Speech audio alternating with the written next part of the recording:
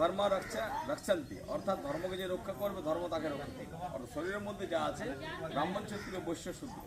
ক্ষত্রিয় মিনস রাজা, রাজা হচ্ছে আমরাই। কে রাজা? হাতটা হচ্ছে রাজা।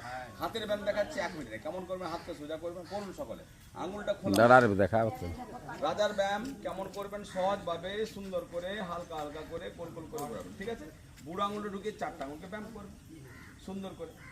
আপনার রাজাকে সুন্দর রাখার জন্য 5টা আঙুলকে খুব সুন্দর করবেন। তারপর কি করবেন? হাতটা টাইট করে গোল গোল করে ঘোরান, টাইট করে, হালকা হালকা টাইট করে, গোল গোল করে ঘোরান সুন্দর করে।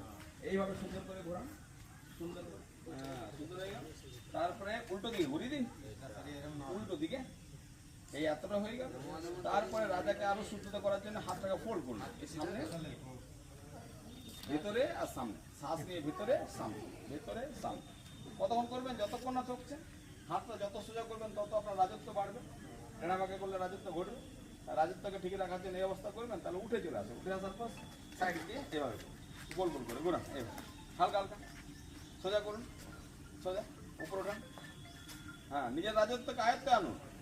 নিজের রাজত্বকে যদি আয়ত্তে আনতে পারেন তো রাজত্ব বাড়বে, তার সঙ্গে সঙ্গে সুশাসন আসবে। কার প্রতি? শরীরের প্রতি।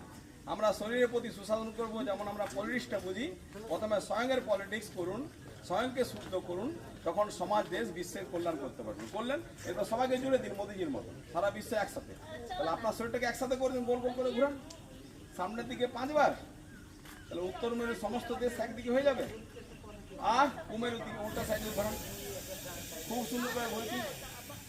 আর ঘুরিয়ে দেওয়ার পর যখন ঘুরে গেলেন তখন সমস্ত রাজত্ব একত্রিত হয়ে গেল। তারপর নিজের রাজত্বকে আয়ত্তে নিয়ে আসুন। উপরে উঠান, হালকা করে নিচে আনুন, শ্বাসের তালে উপরে উঠান, নিচে আনুন। এই অবস্থার মধ্যে করবেন যথেষ্ট। লাস্টে এই দুটো হাত দিয়ে ডান দিকে একবার, মাঝে আসবেন বাঁ দিকে একবার।